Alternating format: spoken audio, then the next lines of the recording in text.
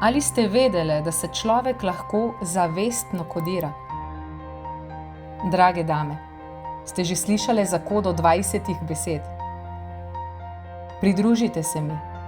Razmišljajte z mano drugače, kot ste bile naučene do zdaj. Pogledale si bomo vse napake in pasti, ki prežijo na žensko danes. Prevečkrat dvomimo vase in predolgo zbiramo pogum. In kako končno zaigrati svojo vižo na violino? Prijele boste najpomembnejša izhodišča za dosego hotenega. Prijele boste kodo za samozavest in spoznale pravilo moči 20 besed. Na koncu pa vas bom pocrkljala z energijsko kopeljo, kot je še niste doživele. Z vami bom Tjaša.